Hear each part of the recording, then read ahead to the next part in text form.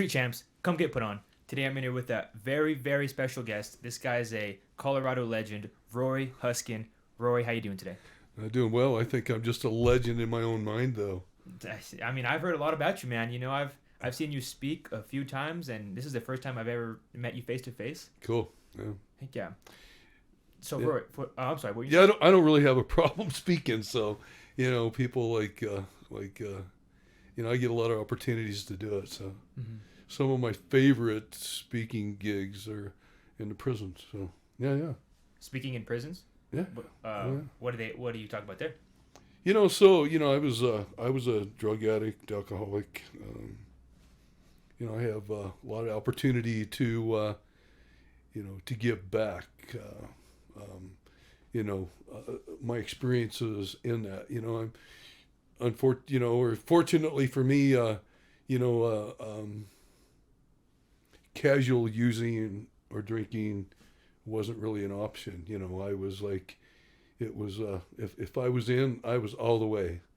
So I was one of those guys that I didn't have a problem like using or drinking. My problem was I didn't know when to stop. So When you say drug addict, what was your drug of choice? I was I started out snorting crack or coke, and it went from there to crack. So yeah. Really, how long were you doing? Dang, What was brother. your That was such a blur in those days. I didn't know what drugs were until I was like 23 or something. And went to a bar one night, and a buddy of mine turned me on to just a little line of coke, and it was over. Really? So it's my reign of drugs was probably 15 years or so. I was 23. I'm a few years older than that today. And I got 22 years sober. So, I probably used for 17 years, 18 years or something. So, Wow. What was kind of like the last straw? What made you want to? the last straw is when the bus pulled into prison and those big gates closed behind me. Oh, really? So you ended up going to prison yourself? Oh, yeah. Okay. Oh, yeah. For what? Possession, of course, right? Possession, use. I had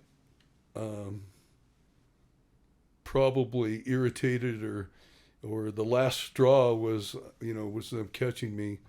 They'd beaten my door down so many times, and I think they were fed up with me. So I'm on probation, waiting to go to court and I got a hot UA. So they gave me an internal possession as well.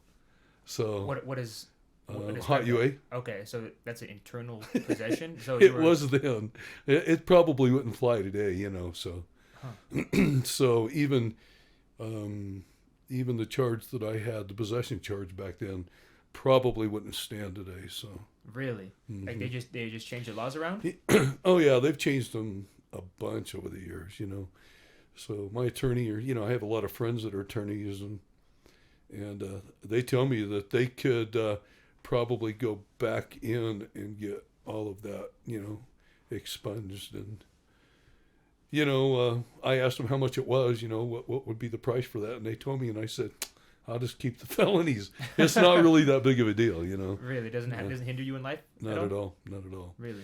And that's part of the mystique of going to the prisons is like, I tell them like, who do you want to be? Because what you're here for is not who you are.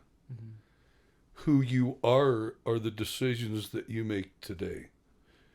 Because you can be anything you want to be. You can be anybody and anything that you want to be. Sky's the limit, man. I tell them, look, I have a number. The state of Colorado gave me a number just like you. I wore the same green uniforms just like you.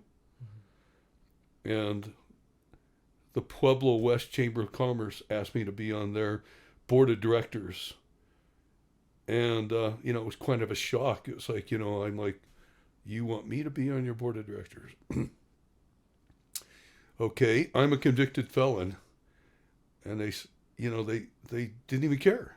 Really? They were like, we don't know that person, Rory. we know the person that you become. You know, we know who you are today. And that was kind of, you know, blew me away. So a couple months later, the Southern Colorado Better Business Bureau asked me to be on their board of directors. And I was like, I have to go talk to my wife. And that's another story. But, you know, so I go home. I'm like, honey, what do you think? You know, they asked me to be on the board of directors for the BBB. And she goes, you know, she was really quiet. And I was like, hello. She goes, all right. There was a time, honey, when Rory and Board of Anything wouldn't be in the same universe. Yeah. And she goes, I'm really proud of you. That's awesome. How long did you end up getting sentenced for?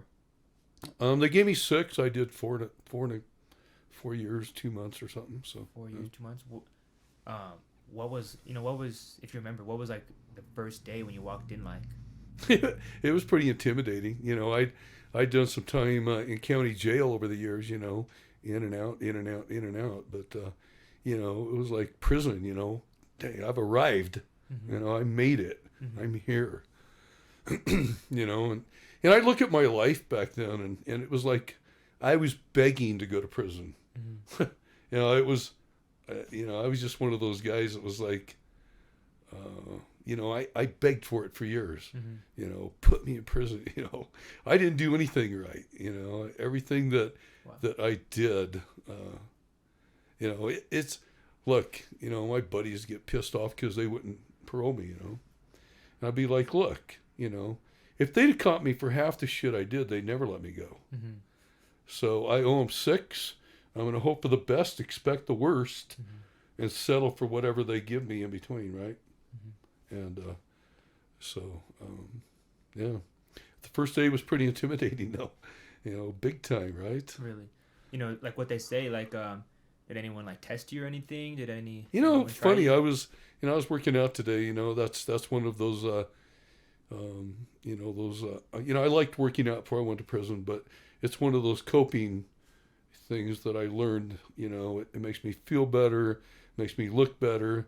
It takes the place of some of the negative things. So I work out, you know. I was working out with one of my trainers this morning, and we were talking, you know, and I don't know where that field of thought was going, but I asked you if you know, yeah. So you know, you know, and that was one of the first days. You know, they came and they hit me up. Of course, you know, they wanted me to click up, and you know, I was cool, but I was like, look, man, I'm from Pueblo, Colorado.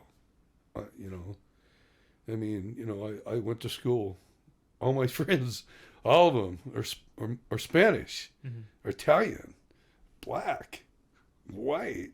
I mean, it's, you know, I went to school, and you know, it's a mixing pot. You know, I have, you know, a Mexican daughter. It's like, so really, guys, all I want to do is just do my number. You know, I just want to do my number, and they're like, cool, brother. You know, so it was never about that at all. You know.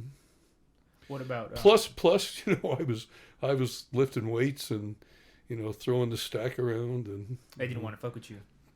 Pretty much. Yeah. I feel that. What about like you know, drugs in prison? Was there drugs? You know, there were probably drugs in prison. You know, of course there were drugs in prison. You know, I remember somebody come up to me one day. They're like, "You want a cigarette, Roy?" And they showed me a whole pack of Marlboro box. I was like, you know, that's my brand, man. You know, do I want a cigarette? Yeah, I want a cigarette, but I'm not going to smoke one, because if I give myself permission to smoke that, what else will I give myself permission to do? And really, man, you know, I was there. You know, I figured it was a good opportunity to try to work on me and work on the things that brought me there. And, you know, I just didn't want to blow that. So definitely. So when you say sober, you mean you don't even smoke cigarettes? Coffee? Man, I smoked cigarettes for 31 years, man. Oh, coffee? Okay. Heck yeah, man. Okay. that's my drug of choice. Okay. Coffee and the gym. Oh, that's my drug of choice. Yeah. I thought, I mean, I don't know about maybe back then, but are cigarettes legal in prison? I thought they were. So they had just stopped making them legal in prison Okay. before I got there. So that was kind of a, for me it was a good thing. I feel, I had COVID 3 years ago. I don't know if you remember that, but I remember COVID, man. I had COVID. yeah, Everyone had COVID. yeah, and I was in the hospital for 4 weeks. Oh my God. And I just really feel like if I'd have been smoking cigarettes, that I would have made it. Yeah, I would have made it. So, the COVID was that bad, but I'm pretty thankful that I don't smoke cigarettes today. So, I feel better. I don't know. It just, I have air, go to the gym and work out. I can ride dirt bikes, all the stuff that I do. Definitely. Go play a game of hoops with Matt Smith. Shout out Matt, bro. All right, so you're in prison. You get sentenced to 6 years.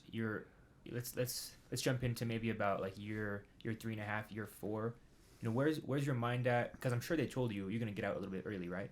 Or no, they just kind of spring it on you? Yeah, you haven't. So I did my MRD. So it's a mandatory release date. Okay.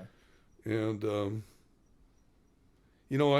so going in, I got convicted of 2 felonies. It was possession and internal possession, whatever. Just being high. And, basically. And so, they stacked them. So instead of running them concurrent, they ran them consecutive. So you can tell how pissed off they were at me. And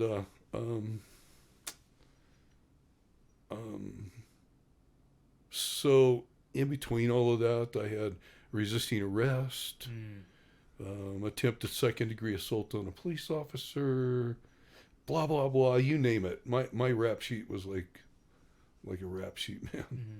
And it's not something that I'm really proud of. But because of all of those assault charges that I had, they weren't letting me go. So, wow. To a halfway house. Okay. Yeah. Okay. So you had to spend your whole time in there. Okay. Which again was good for me because I needed that time. So my mindset at the time. So like 3 years into it, they put me in TC, therapeutic community. And so I'll tell people, TC, therapeutic community, saved my life. Why? They taught me. So again, I was there to work on me. And this program was tailored to let me look at me.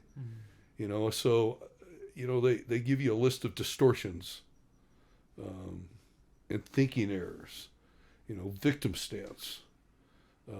Power thrust. What is that? Power thrust. So victim stance is poor. So here's the easiest way to sum it up. A lot of people, you go to the prisons or you hear stories. Everybody's innocent, right? I'm innocent. Poor me. Everybody's innocent in prison, right? It's poor me. Pour me a drink. Pour me a line, pour me a hit, right? Pour me. But really what victim stance is it allows me to victimize other people. So it's not my fault, it's my circumstances. My dad was an alcoholic, poor me. I wasn't raised in a good environment, poor me. My mom beat me, poor me. And I agree that a lot of that is poor me. It did victimize you, but at the same time, you get to decide whether you're going to get stuck there or move away from that or use that as a stepping stone to something better, right? So, there's people that come out of the same house, the same abusive household. One becomes a doctor and the other a drug addict. So, they made different decisions about the same circumstances, right? You don't have to stay in that circumstance. But normally, like I say, so victim stance allows me to victimize other people. So you fill in the blank. I some of the worst shit coming home and looking at the pain and the hurt in my wife's eyes. From all the stuff that you did in the past. No, I'd be using for like a week. I'd be gone. Oh. And then I have to come home and look at her in the eyes. You've been married one time? Have you been married one time? No, I've actually been married 3 times. Mm-hmm. So I was married when I was 19. That didn't work out very well. That's the reason I was doing the drugs in the first place, or at the bar. I was in a bad relationship, bad marriage. So it was like, you get the efforts, right? I don't know what you're allowed to say on this, but you can say whatever the fuck you want. I call it the fuckets. Okay. Okay. And back then, I had some of the fuckets going. So bad relationships. So then I was remarried. I was married, and she left me. And I'd have left me too, man. I was a knucklehead. I'd leave. I'd use all the money to do drugs. I didn't pay the bills. Be gone for weeks. I come home, see the pain in her eyes, and then I'm not gonna. I didn't handle that well. So my next step is to self-medicate again, right? Because I don't want to deal with that, right? So it was a big sit and spin, man. Wow. And so I was a terrible dad. I have 8 daughters. Oh, wow. Karma. Yeah, right. So she left me, but I'd have left me too. But I got out of prison and I had changed so much that we saw each other one day, and we started texting. I'd given her my number, or she'd give me hers, or something. We started texting, and so after a couple of weeks of that, she was like, "So who are you? And what'd you do with Rory?" So, I had changed that much over the 4 years. So we were divorced for 10 years. We've been back together for 17 years now. We've been remarried for like 13 or something, or 14. Today she's my best friend. So, yeah. Wow, that's beautiful. You said that you did grow up in Pueblo, Colorado, though. Right here in Bessemer, man. Right here in Bessemer. Oh wow! Shout out Bessemer. Right down the street on route. That's cool. Yeah. Okay, so give me a. Did you grow up with both parents? I did, but my dad was the alcoholic. Poor me, right? My dad was an alcoholic. That's the reason I'm doing the things I am today. I'm kidding, right? Yeah, definitely. But that's the thinking that I had, Yeah. back then. So yeah. So my dad was a raging alcoholic, and the weirdest thing, or the worst thing through that whole relationship, is my mom kept taking him back. And it's like I was pissed off at her too. What? It's like she kept putting us through that. I feel like times have changed. I feel like that. I've interviewed it. How old are you? First off. 62, man. 62. Yeah. I feel like alcoholism used to be treated a little bit differently. Like it was more okay, I guess, and it was kind of marketed towards the family woman or the family man. Am I right or wrong there? I don't know. Maybe here's my thing with alcohol. I never was really like that hard alcoholic. What alcohol would do for me, it'd bring down my defenses, and then it's not alcohol that I want. It's like, let's go get what I really want. So, it was always, I was more a crackhead per se than I was the alcoholic. So yeah. You define it as a raging alcoholic. What is that? What is raging? Like a bottle. Oh, dude, he'd go get drunk and come home, and it was Friday night fights, man. Oh, really? Oh yeah, you've heard the songs, The living room became a boxing ring. Oh yeah, my mom could, she'd egg him on, it was just a weird relationship. Really? So yeah. Did he ever do it to you? Did he ever abuse you? Oh, at times, I learned what the the pointy end of a size 11 cowboy boot was. Jesus So, Christ, man, yeah. that's horrible. Yeah. You know, He eventually sobered up, brother. really. So we had a couple of good years.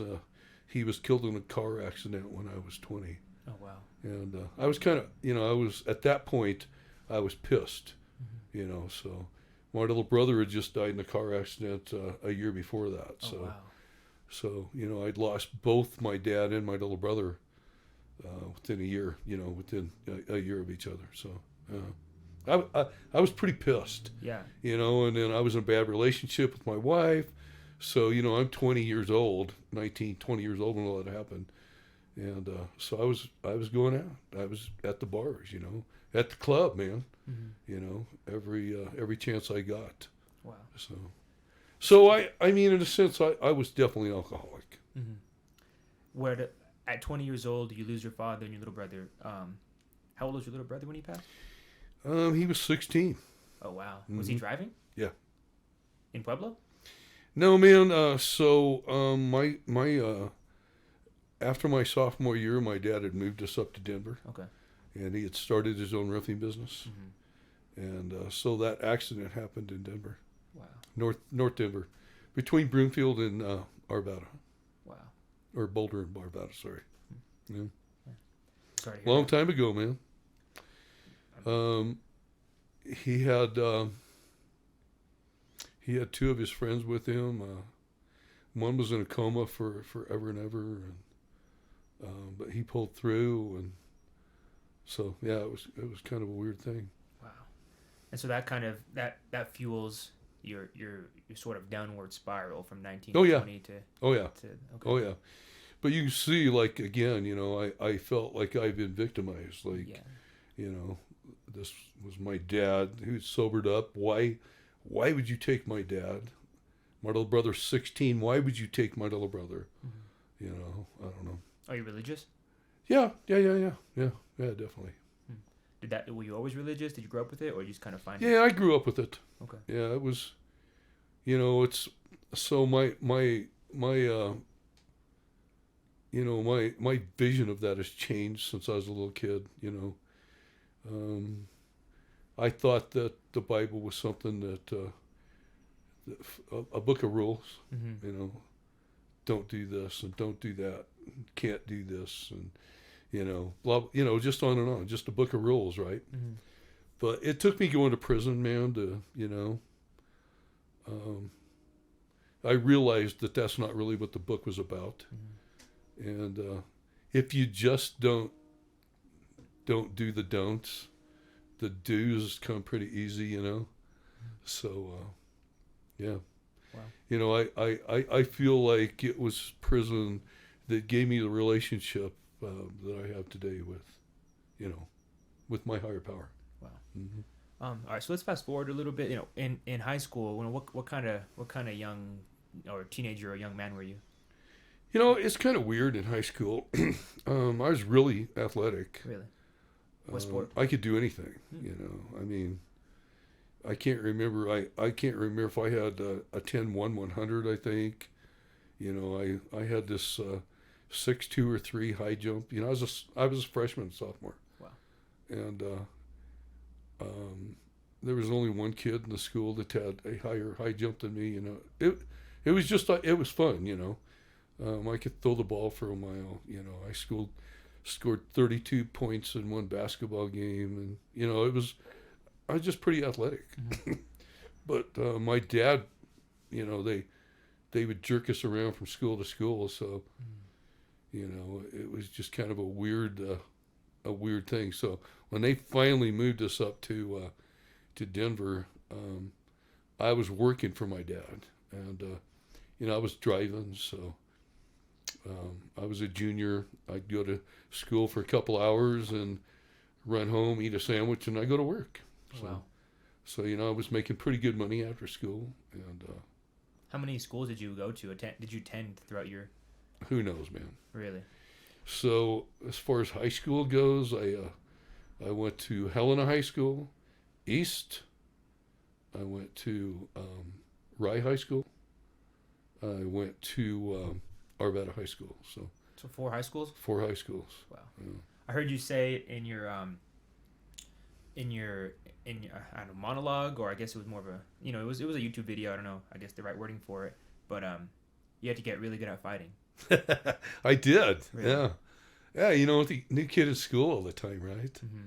So, yeah, it's either you get good at it or you get picked on, Mm-hmm. you know. So,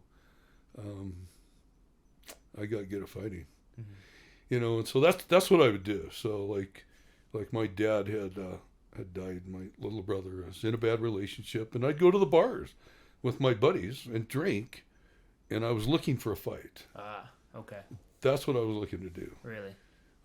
You know, because it's one of those things that, you know, get in a fight, you win, you feel good about yourself, right? Mm-hmm. It's just a weird thing. So, Mm-hmm. you know, but that's what I used to do, is look for fights. Wow.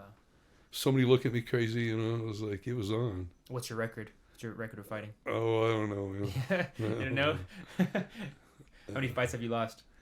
Oh, I've lost a few. Really? Oh, Any yeah. catastrophic bad ones? You know, oh yeah, I've had some good ones. Yeah. Really? Yeah. Over the years. Yeah, I haven't been in a fight for probably, you know, it's been 20 years, so yeah. That's good. That's good. What was your last fight 20 years ago? Who knows, man. Dang, brother, you know, so, you know, like, jumping ahead, like, so, you know, just before I went to prison, I was like, I was dealing drugs, because I figured if I dealt drugs, you know, I could do mine for free.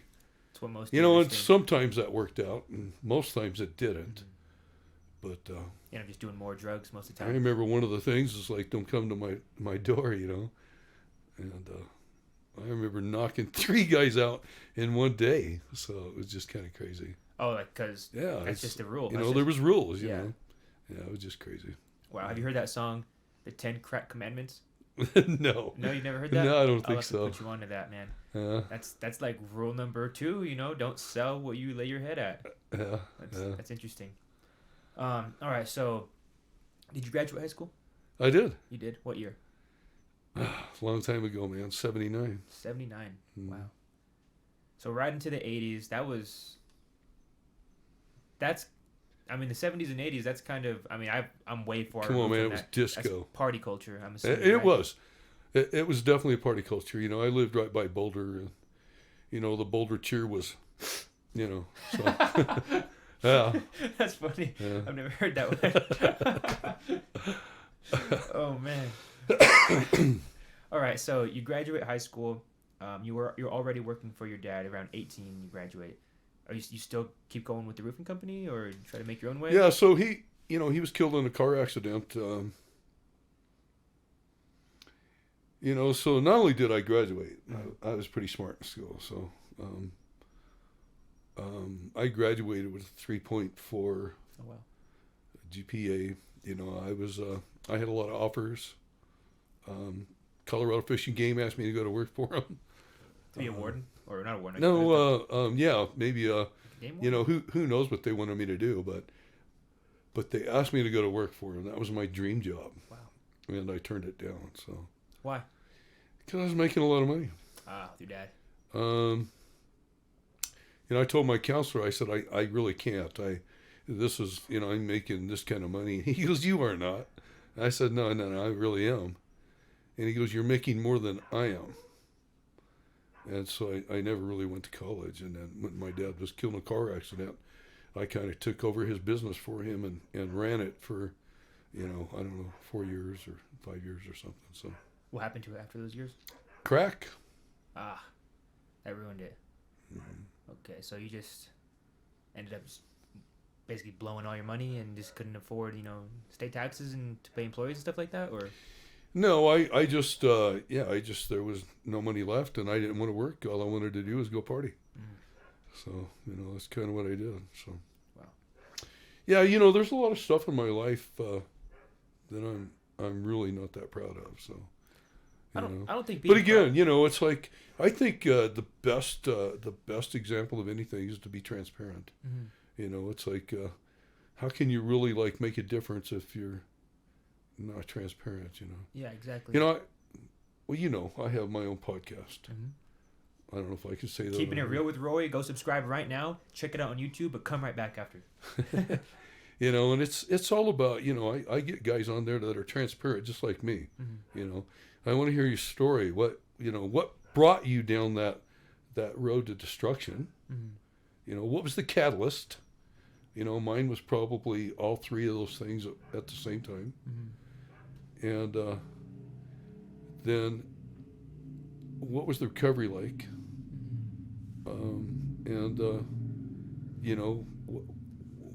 What's going on today in your life? So yeah. All right, so the business dissolves because of crack. Did you feel any certain type of way? Were you like, sad or ashamed? Or were you just like, fuck it, I'm just gonna keep going? And because at this age you're about 21. So the thing about drugs, man, and the things about about the drug that I was using, the crack, and I don't know if I was doing crack at that time. I was doing blow. It was just coke, and so I did that for so long that who knows? I mean, but the drug that I was doing, it was all about like masking those feelings. I didn't have to feel. I didn't have to worry about that. All I needed was some more coke. I call that a sit and spin, man. Yeah. It's like, you start using because you can't pay the rent. And then you keep using it, and now there's no food in the refrigerator. And you keep using it, and now there's no refrigerator. I mean, it's just the sit and spin. Or the toilet bowl vortex. And, you flush that handle, you think that's the end. But, man, there's a whole another level, brother. Yeah. What does being high on crack feel like? So if I were to be honest with you, I mean... Please do. I thought that there was no better high. Like, if there were no consequences for negative behavior or drug addiction, I would probably still be a drug addict. Wow. Or dead.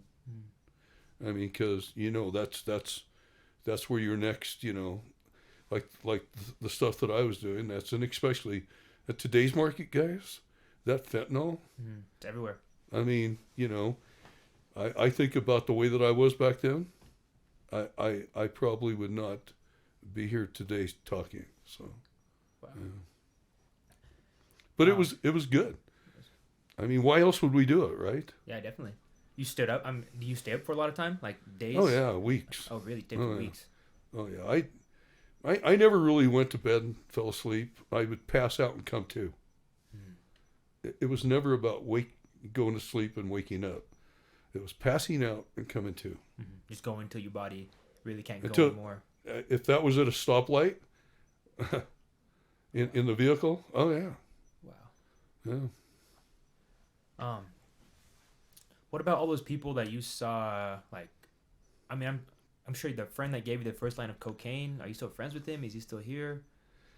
Man, bro, he's doing like 50 years in state penitentiary for drugs. Well, so he never really quit, and he finally was driving down the road one day, and was intoxicated or high or both, and went over into the oncoming lane and killed two little girls, and Dang. So that it plays for keeps, man. Whatever it is. I mean, a lot of that shit you can't put back in the toothpaste, man. The tube, once it's out there. So, wow, man, 50 years for that. Yeah, he'll never get out. I mean, I don't expect him to get out. That was my best friend in high school. So, really, he was married to an anesthesiologist, and he was in medical school. So, you still talk to him? We write at certain times. So. Wow, man, that's gonna be tough. What prison did you go to? So because I knew so many people in Pueblo, they put me in Sterling. Okay. So, yeah, it was pretty crazy. I'm not familiar with that one. Yeah. They put me in the Fremont facility for, they put me in, whatever it is, Fremont. And then I did whatever it is, the lockdown there. And then they moved me to Arrowhead.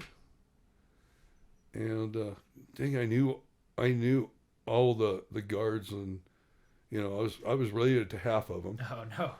Yeah, that's a problem. They asked me one time when I was in class at TC. They said, "You get along with your sister?" And I said, I guess. I'm like, we both work for DLC. I said, I make 60 cents a day and she makes 60,000 a year.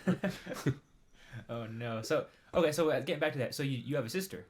I have two sisters. You have two sisters. Okay. Yeah. Where are you in the mix? Are you the youngest or oldest? I'm the oldest. The oldest? Mm-hmm. Cool. Okay. And so they were working for the prison while you were there.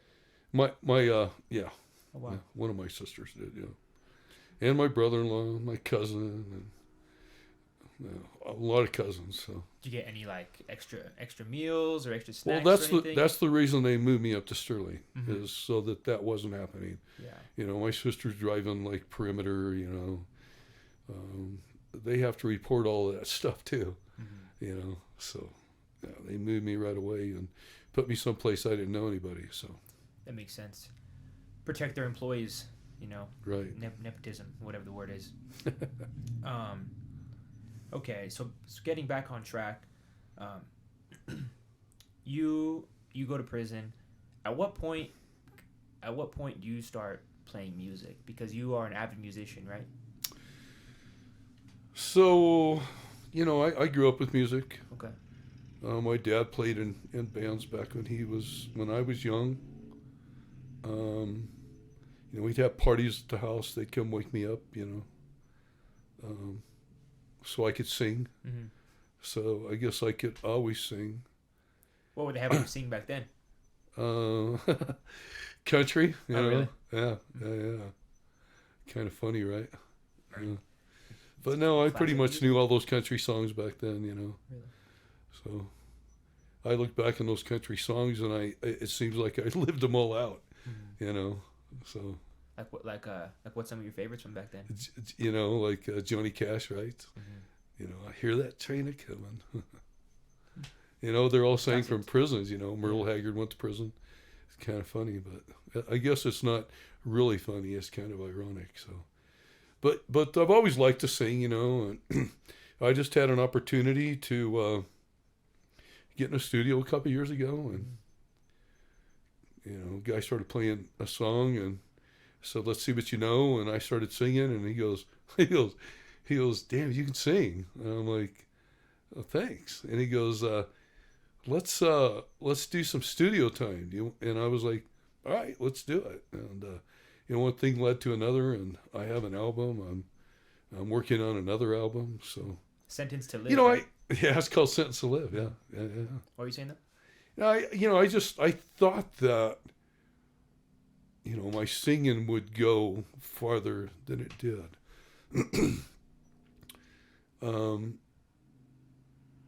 And I was a little disappointed, in the music. Probably still am just a little disappointed today. So, yeah. I realized, so here, check this out. Mm-hmm. I went to Nashville. I have a grandson that's going to college there. And he goes to Belmont College. And while I was there, my daughter and I went to Garth Brooks. Oh, wow. And I watched that man sit on stage alone with his guitar, just him, and entertain for 2 hours. And he sang Jimmy Buffett. He sang his songs.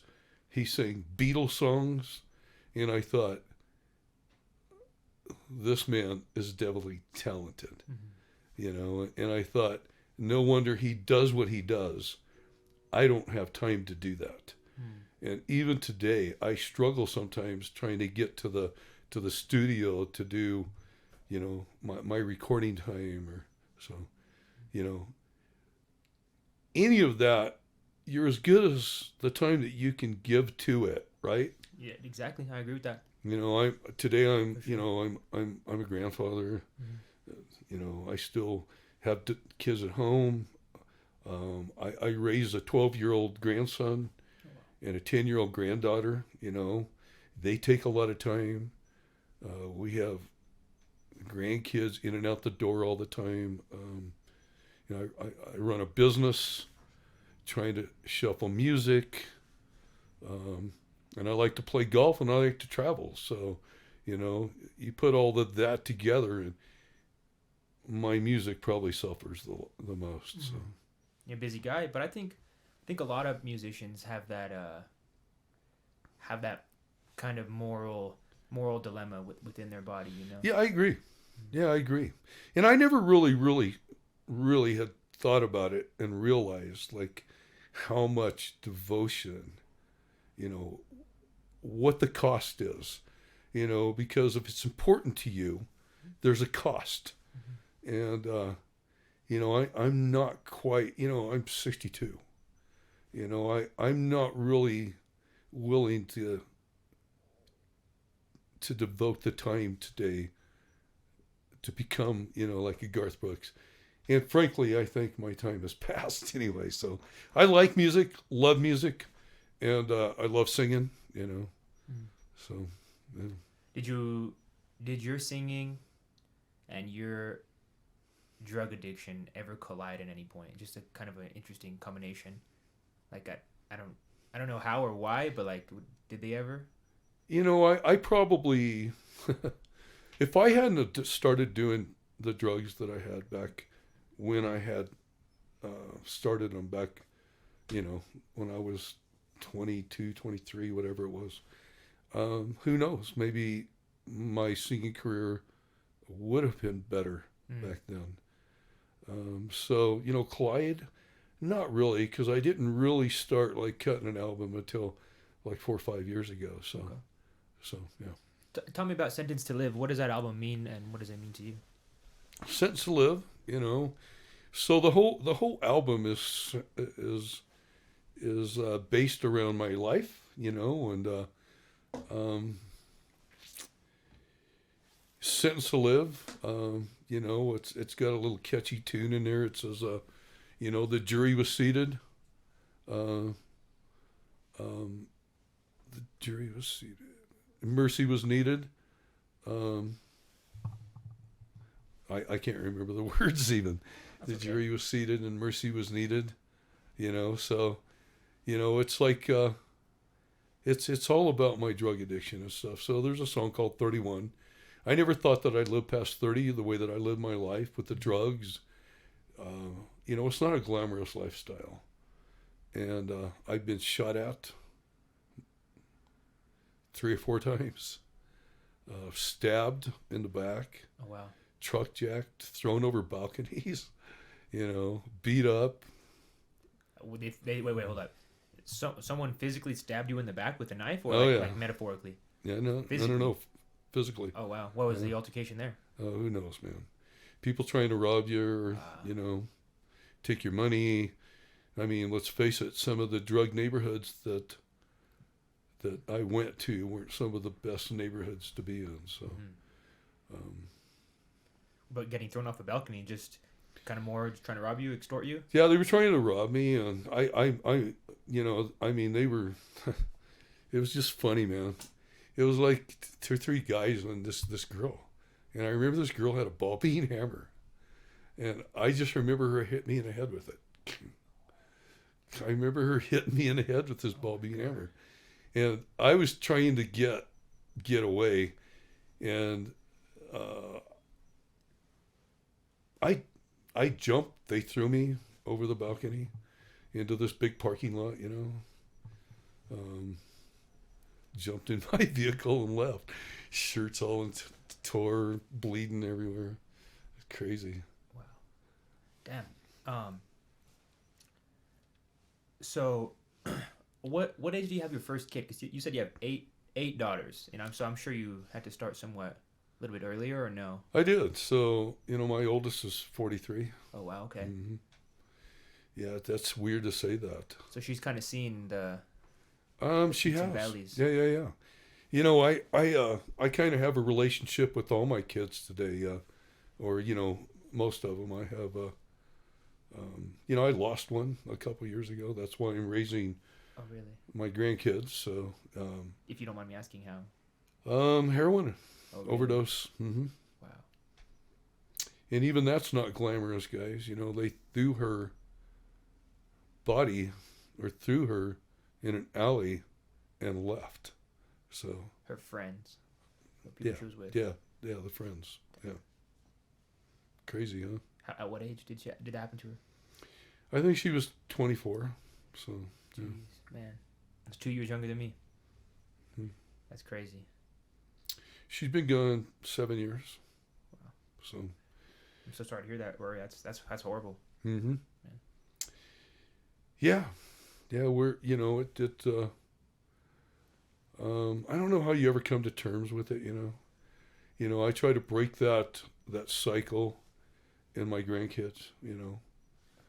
One of the things that he told me, like heartbreaking, and I even talk about it when I go and speak in prisons, is the victim stance thing, right? Mm-hmm. And I tell them, well, guys, it doesn't end there. So we have wives, mothers, children. And I said, so I started making the decisions that I started making because my dad was an alcoholic. And he wasn't there. And I was different, I wasn't like the other kids. And so my daughter, because I abdicated from being a dad, started making the same decisions that I made because her dad was an addict, right? Mm-hmm. And by the time I got out of prison, she was so far along that I couldn't save her, right? And so it doesn't end there, because her son, 5 years old, tells me, Papa, I want to die and go to heaven to see my mommy. 5 years old. Jesus. So they... Wait a minute. So did it... How many... Wait a minute. I'm bad at math. So they hadn't had met that many times, I'm guessing, right? They were... How did he still remembers his mom at 5? And but he said that at 5. Okay. He's 10 now. But they, my wife went out and made this book of memories for both of them. So, okay. With pictures and photos, and yeah. Man, that's gonna be so tough explaining to them.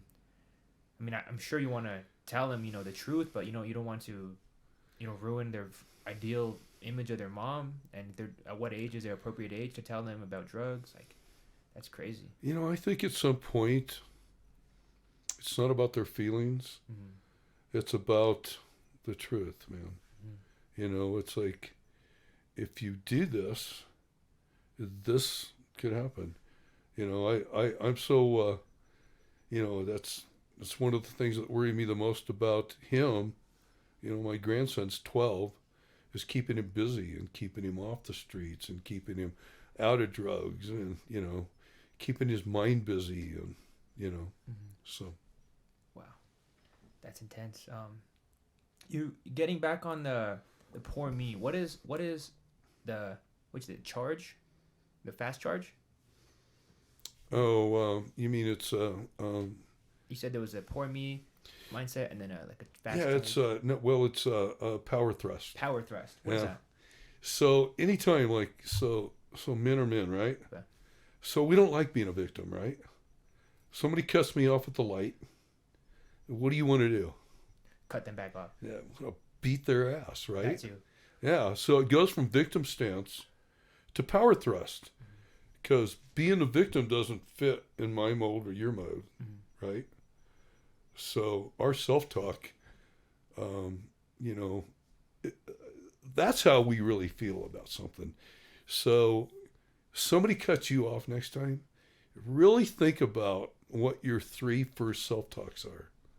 I'll beat that guy's, whatever. Or I should I should ram him, Mm-hmm. Who knows, So that's power thrust. Okay, just being kind of cognizant of the first things you think of, I guess, when something bad happens. Yeah. Okay. Yeah. I like that. There's like 17 thinking errors, 24 distortions. So there's a lot of them. Lack of interest in responsible activity.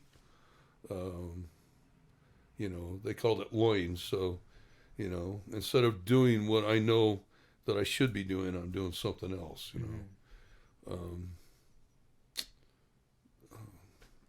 I can't remember them all. This is what they teach you in prison? It's been 17 or 18 years since I've been there. So these are just kind of like thinking methods that they teach you in prison, just to keep you away from. To exercise, show you a different side of, I really wanted to figure me out. So I remember a friend of mine, Bobby Aragon. He was the third step counselor at CDU, Parkview Hospital, Chemical Dependency Unit. And so we talk, I'm like, hey man, this is what's going on with me. What do you think? And he'd be like, well, you just need to process. And that was just the stupidest thing for somebody to tell me. Process. You just need to process. I'm like, what the flip's the process? Yeah. What? Process what? How? I mean, I'm a drug addict, and you're telling me I have to process. So I feel like TC prison, all of those thinking errors and distortions gave me tools and equipment to allow me to process what I was, so I say that we just have to think about what we're thinking about,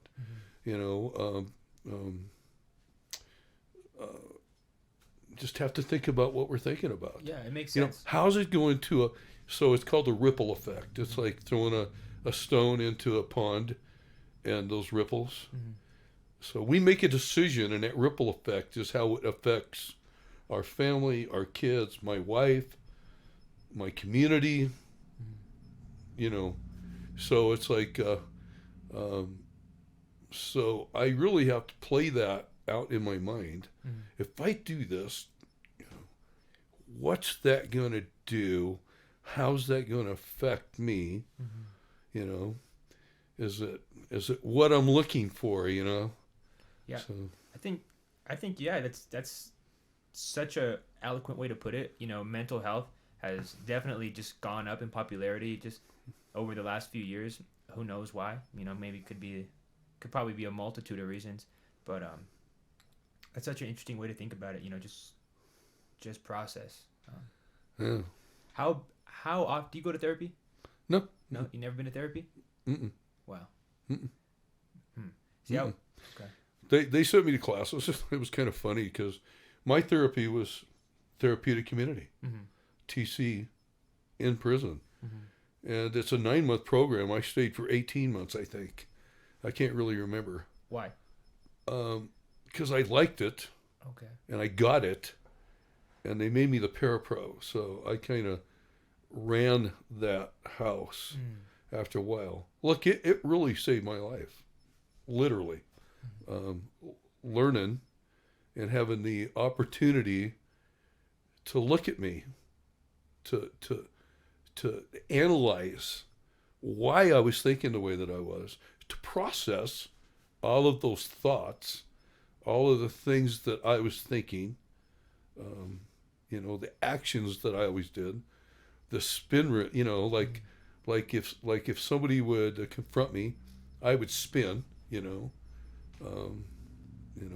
just act out, and to realize you're doing that stuff and to analyze all of that is like, to me, it was priceless. I learned how to process. Yeah, just learning a new way to think it can change your life, like exactly like you're explaining right now. Have you ever thought about suicide? Well, I think that all drug addiction is drug use. Is you're trying to commit suicide by drug anyway. I remember sitting on a cliff way out behind the Broadmoor. There's like roads back there. and sitting on this cliff and thinking, if the rocks don't get me, the cliff will. So, of course, you know. But never like purposeful, like this. Never just. You know, probably not. Mm-hmm. You know, my belief system wouldn't let me. You know, the one that I grew up with as a kid. So, I guess some of it stuck. You know, but probably not. Mm-mm. That's interesting. Back to the music though. You have a new album you're working on, correct? That's what you said. I am. I haven't even named it. So. Oh really? Huh. How many? Any expected number of songs or any like kind of like? I can't remember if there's going to be 10 or 11 on the new album. So they're and this time they're a little harder. Mm-hmm. So that album on Spotify is called Sentence to Live. Yeah. So check it out. Heck yeah, we'll have to react. We got to react to one of those songs with you here. That'd be cool. Yeah, cool. So, any like the subject matter that you're talking about in the new one, how comparable is it to the old one? No, it's nothing like the first one. Really? Mm-mm. You know, the first one was spiritual and tells my life story and stuff like that, and the second one is not. So, just songs. That's awesome. Mm-hmm. Can't wait to hear that. If you need some cover art, I'll do cover art. I got you. We'll make it look really nice. Let's do it. That'd We be need awesome. to do a music video. Let's do that. I got the drone. I got the gimbal, the camera, the whole nine, the GoPro. Yeah? We could do it all. Yeah? That'd be cool. Yeah. I'd like to do that for Sentence to Live. That song. Let's do it. 2024. Let's do it. Yeah. January video. Get the You Started Right. Oh, the jury was seated, mercy was needed. It was a date I had to make, you know. So, yeah, Sentence to Live. I think we could do it. Yeah. What about future endeavors for you? You know, what do you have planned, or how are you? Would you define yourself as successful right now? I mean, to a certain degree, yeah.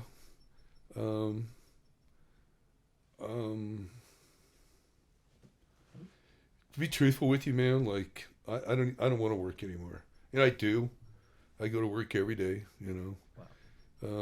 But I'm to that age where I don't want to. I just want to, you know, I have a motorhome down in Arizona.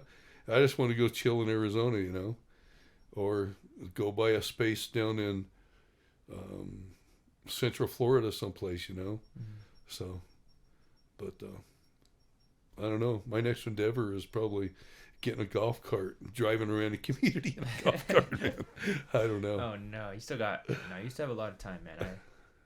I don't see that anytime soon. Hopefully not. Let's see. Maybe it's just a phase. Yeah, exactly.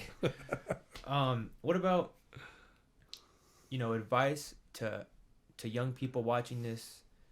You know, hopefully they're not as far gone as to be helped, but you know, just someone that's, you know, struggling or starting to kind of get exposed to drug addiction and drugs. What do you have to say to them? Yeah, I don't know how deep, you know, some of their belief systems go. And but when I did that first line that night, man, so, you know, I was raised like there's God, and then there's this other guy, right? And it felt to me like I had signed a contract with the other guy that night, with the devil. Wow. And from that point on, man, I didn't drive my car anymore. Somebody else was driving that for me. And I'm telling you, man, it controlled my life. Again, I tell people that prison saved my life. Therapeutic community saved my life. So, had it not been for, you know, one or the other, I would have been dead, definitely. I mean, is there anything? It's really, you know, I know that the drug that I played with was bad enough that, you know, 20 years ago. The drugs that you guys are dealing with today, they play for keeps, man. You know, I can't imagine how some of that fentanyl would be today, you know. And thank God that I don't have to find out today, you know. But all I can tell you is that if you don't start, you don't have to stop. If you don't start, you don't have to worry about that other guy, right? That's great advice right there. Mm-hmm. Oh, yeah. Man, well, Rory, do you have anything else you want to talk about, man? You got any more topics you want to speak on? Good, man. Thank you so much for your time. Thank you so much for coming. This was a great. We did an hour. Really? Wow. We did an hour. Cool. Heck yeah. Rory Huskin, guys. Oh, your podcast. We didn't even talk about your podcast, man. Yeah, it's Keeping It Real with Rory. Keeping It Real with Rory. I wanna be on that. I don't even know if I'm real enough for Rory's podcast, but like I got some shit, you know. But that'd be cool. Can't wait to see it in the future. Yeah, let's work on that. Yeah. Let's do it. Yeah. Heck yeah. All right, guys. Rory Huskin, Street Champs. Come get put on. Follow us on Apple Podcasts, Spotify, all that. All right. Peace. What's up, guys? We just hit 4,000 subs. We're trying to make it 5,000. Help us out. Hit the subscribe button. Peace.